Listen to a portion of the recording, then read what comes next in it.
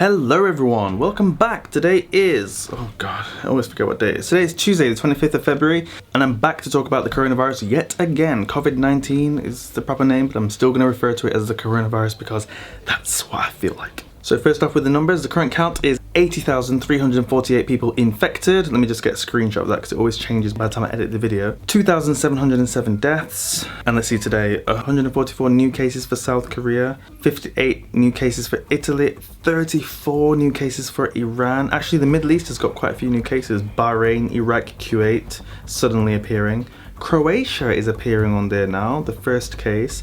And I saw somewhere, I haven't got a source, but I saw somewhere that someone in Spain, Tenerife, one of the islands, got infected as well, and a hotel there was being quarantined. So that, I guess, is yet to show up on my thing. Maybe by the time I come to edit this video, it will show up and I'll be able to get a source somewhere. So, news for today. Italy is unable to find patient zero, which is quite worrying, which means that the virus is just going to keep spreading unless patient zero is still in one of the infected towns or cities that they've quarantined right now. But even then it's kind of scary because you can't find patient zero. I guess it's the same with China, isn't it? You can't find patient zero, then the outbreak is kind of uncontrollable because you don't know where they've been, who they've bumped into, who they've met up with or anything. You don't know anything about it. So important to find patient zero, and I don't know, I just feel like for an outbreak to start so late in Italy, it must be someone that has come back from China, whether it's a Chinese person or just any other European person who has come to Italy from China and brought the virus back with them. I think with all the news right now, it's quite irresponsible to go to somewhere from China and then suddenly start having people getting sick around you and not thinking to yourself, oh, maybe, possibly, I'm carrying the virus, you know? I'm not sure how I would feel if I went back home and then suddenly my mum, dad, brother, friends and family all just started to get sick around me. I think I'd put two and two together and think, wait, I just come back from China, it's probably me. Go and like get myself checked. So South Korea is having their own epidemic right now. It's literally looking like one of their horror movies that they made. One of the ones that we watched not too long ago. And it's kind of crazy to think that they didn't close the border with China. So South Korea and China still have planes going to and from throughout this whole outbreak. I'm not sure if they've done it yet, but I saw that there's travel advisory saying don't travel to China, but it doesn't actually say that the airlines have stopped going there. It's just an advisory, which is kind of, for me, it seems kind of worrying. I just think shut off the borders. If something like this is spreading and you're having a massive outbreak like they seem to be, they should just shut the borders, to be honest. I saw a video which I'll try and include in here somewhere, and it's about people in South Korea lining up to get face masks, and that is crazy. That is ridiculous. I'm sure that most of those people in that line won't get a face mask. I don't know what kind of shop they're lining up for and what they think they're gonna get if they're standing at the back of that line. Like, why would you even bother waiting so long? I don't think they're gonna have face masks for everyone. I really don't. I really can't imagine that. The WHO. The WHO. Oh my god. Honestly, stop funding the WHO. Forget about the WHO. End it. Just get it over and done with. Just forget about the WHO. Despite this coronavirus having gone to pretty much all of the developed world and encroaching on the developing world as well, they're still refusing to use the word pandemic. How ridiculous can they get? For the moment, we are not witnessing the uncontained global spread of this virus, and we are not witnessing large-scale severe disease or deaths. Does this virus have pandemic potential? Absolutely, it has. Are we there yet? From our assessment, not yet. They're not going to use the word pandemic. Like, under whose orders? Whose orders are they following to not use this word? What does this word actually mean? What would it mean if they used this word pandemic? Like, what would change? I'm going to check it out and I'm going to include a link or something here because they are avoiding something, and I don't understand what it takes for it to be called a pandemic. Something that's spreading to all these different countries, person to person. What is there a different definition of pandemic that I'm not aware of? What is going on with the WHO? Yeah, I found this quote on a video. I'll put a link to that in the description. It's on Peak Prosperity, and it says you can't have a pandemic if you don't call it that. So that's pretty much what sums it all up. We haven't got a pandemic because it hasn't got that name, therefore it's not a pandemic, you understand? And again with the WHO, I'm not done with the WHO, I got beef with them. The WHO says that, wow, we're so impressed and the quarantines in China are so great. Quarantines are great, quarantines are working, it's working, but don't stop traveling.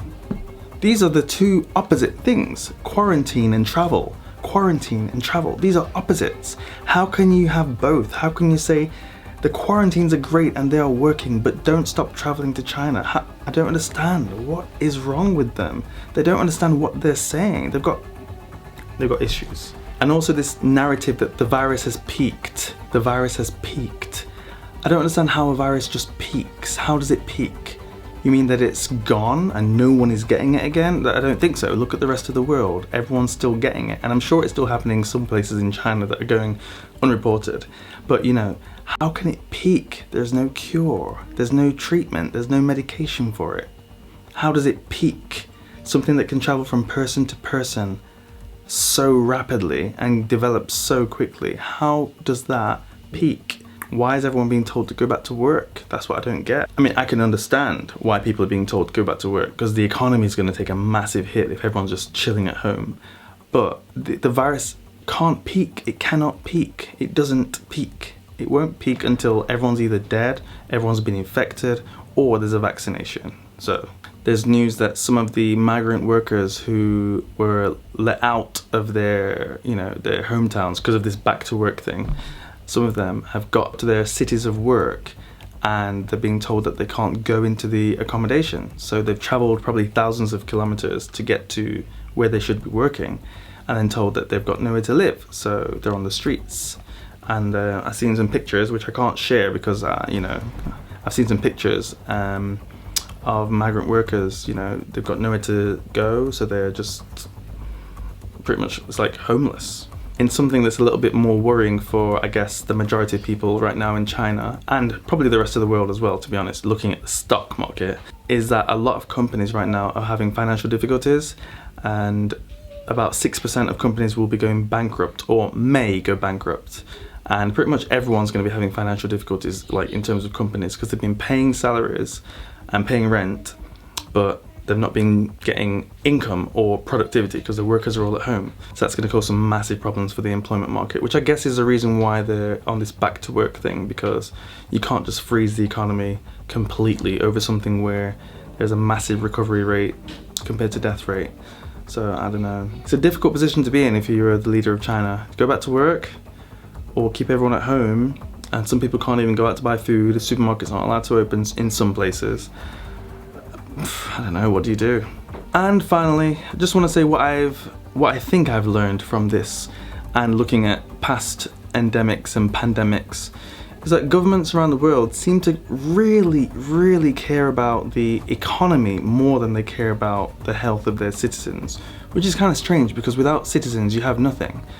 They seem to like to cover up the numbers, only release certain numbers when it suits them or if they are forced to, but not, openly. So I'm looking at Iran, I'm looking at America, I'm looking at China, and I'm thinking these governments clearly have something to hide. And whether it's about protecting, stopping a panic or protecting their economy or their image or whatever it is, I'm not sure, but not telling people about what's going on around them. If you're looking around and your neighbors are all dropping down in the streets and dropping dead, and then you're gonna say everything's fine, no problem, your cameraman falls down. It's no problem at all, you fall down, replaced by somebody else. Yeah, he's just got a cold, he went to sleep for a little bit. Like, come on, how long can you pretend when something serious is happening? At what point do you put the people first and just forget for a moment about the money and the economy? Anyway, I'm going to end it right here, and yeah, let me know your thoughts down below, and subscribe if you haven't already, give me a thumbs up, and I'll see you tomorrow. Bye bye.